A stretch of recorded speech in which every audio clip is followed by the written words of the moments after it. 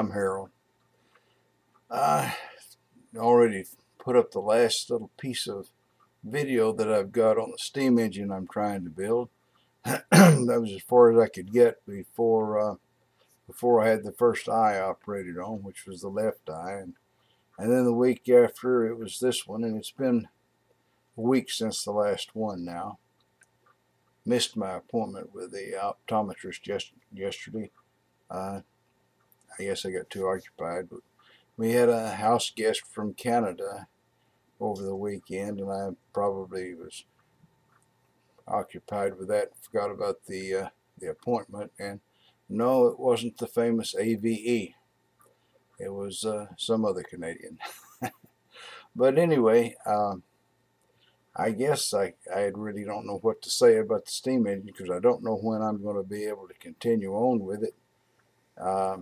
The story sort of goes like this. I went, I suppose, somewhere around the 1st of April, or maybe a little before that, to my optometrist, because I wasn't seeing things as good as I thought I should. And he examined my eyes, and he says, well, he said, it's time for you to have your cataracts taken care of. And he recommended me to an eye surgeon that he had gone to school with, and supposed to be the best guy in Houston and all. So I went up there during the first week of April, and they showed me all the options and everything, and they had these lenses that were supposed to be the Rolls-Royce of replacement lenses. You could focus them and all that sort of thing.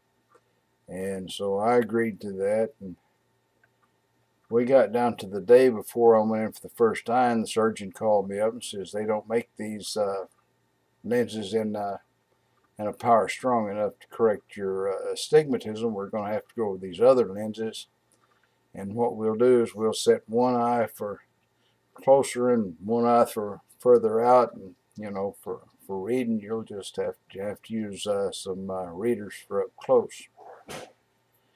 So I went down and got the first one done, and I came back, and the next day after I got through sleeping off all the drugs there, I could take a magazine, and I could hold it up close to the eye they hadn't operated on yet and read it. But the other one I had to hold it way the heck out there, and I still really wasn't able to get an eye full.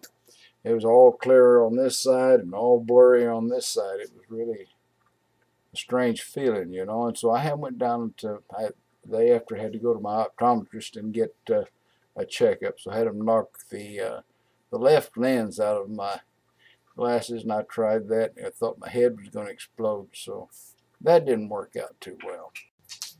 So anyway, I went through that first week sort of halfway disoriented, because if I wanted to read things on the computer, I'd just cover up one eye and use the one they had just operated on. And every day things got a little clearer, And I couldn't tell you a thing about it, because they gave me a couple of Valiums. I guess I'm not really into drugs, but there were a couple little blue pills I was supposed to dissolve under my tongue, and the lady said, I'll give you a cup of water. And I thought, oh good, they hadn't, they wouldn't let me drink any water the morning before I went in there. This was about noon now, and I thought, goody, a cup of water. And she gave me about that much water in a little bitty cup like that. It hardly could wash down the Valium or whatever it was. And they gave me a little shot in the arm, and after a while they told me to go home.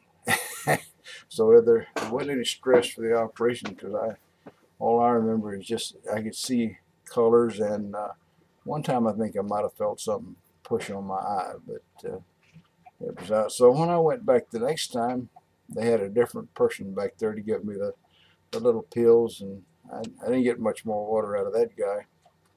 And I don't remember if he gave me a little shot in the arm or not, but I think so. But I was sort of awake this time enough to hear the guy tell me to look down at my toes and to look straight up, and there you go. That's all I remember of that one.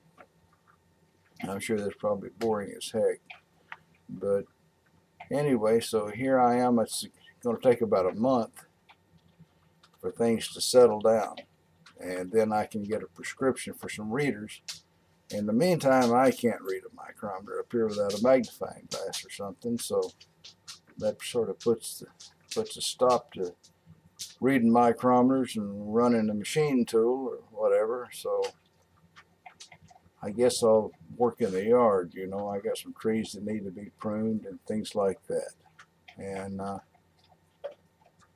I'll probably work on that. And since there's not going to be any machining part of this little thing, I guess we'll talk about something that happened here in the community recently, and attitudes about one thing or another. Sometime within the past week, I heard on the news that this old couple had a guy break in their house, and they tried to fight him off, but the best thing they had, I think, was a golf club, and they were in their 80s, so they're naturally a bit feeble.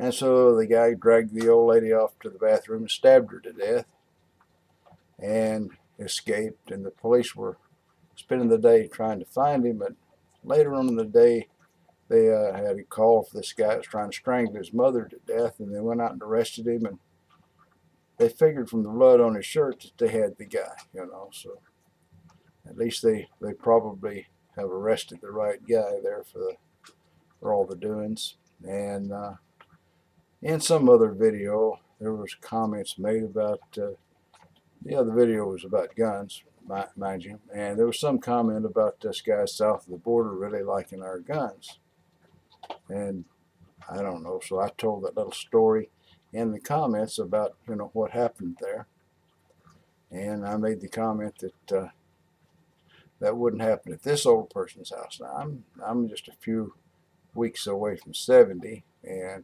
there aren't very many young guys in their 20s that I could beat up, much less fight off, you know, but if they were carrying a big old knife or something. So that makes me a believer in self-defense of the Colt and the Smith & Wesson kind, you know. And being a Texan, you know, I carry a pistol around in my pocket all the time.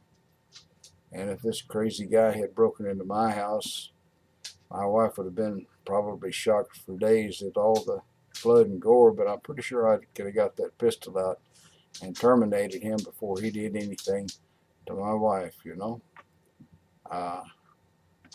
If there's a lot of people, I think, who feel like that's bad, you know. I mean, this could have been the crazy guy's first offense. Maybe he needed, you know, a chance. Let him kill one person, and maybe he'll reform or something. I don't know. And the family that he attacked, they certainly had no means of defense. If they had, I'm sure they'd have used it. And I mean, you know, if given an intruder a chance, and, you know, risking one or two members of your family is good enough for them, well, I'm not going to argue with you about it. I don't, you know, that's your business.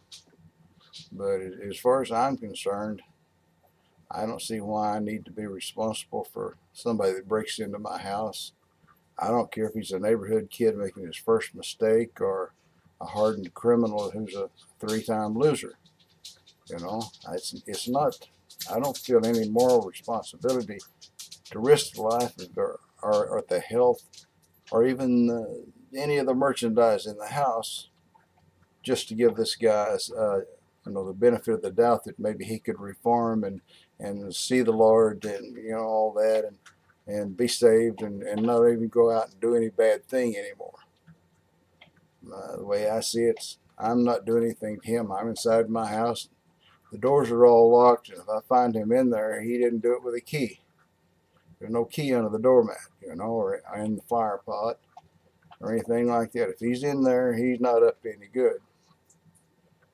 Now, if I pull my pistol out of my pocket and he turns and runs away, well, I'll let him go. But, you know, if he keeps coming, I'm really not going to feel sorry for the guy. I'm going to feel sorry for me for having to do it. But I'm not going to risk my family, and I'm not going to risk myself, and I don't feel any moral obligation to do so. I mean, if the guy feels like he wants to make a living stealing or, you know, whatever, or if he's just crazy and got to kill somebody, he should have thought of that, you know, because there's hazards to that, to either one of those lines of work. and I'm sure I may have alienated one of my 2 viewers, but I guess that's the way it goes. Anyway, I'll look around here and see if there's anything going on that I can do seeing at a distance and not up close. Things are going pretty good though. I mean, I can see the drive. Everything out there at a distance is nice and clear and has been since the day they did the second eye. Kind of sensitive to light, you know. But up close where I got to work on something, it's a whole nother story. I got a whole bunch of brand new magazines that arrived just as soon as I couldn't read them. So anyway, I'll look around here and see what's going on. And if you stuck through all this far, well, that's great. I appreciate it. If you want to make a comment, pro or con, you go right ahead. Everybody needs to, you know, state their opinions. Good thing to say how you feel about things. So thanks for watching. Bye.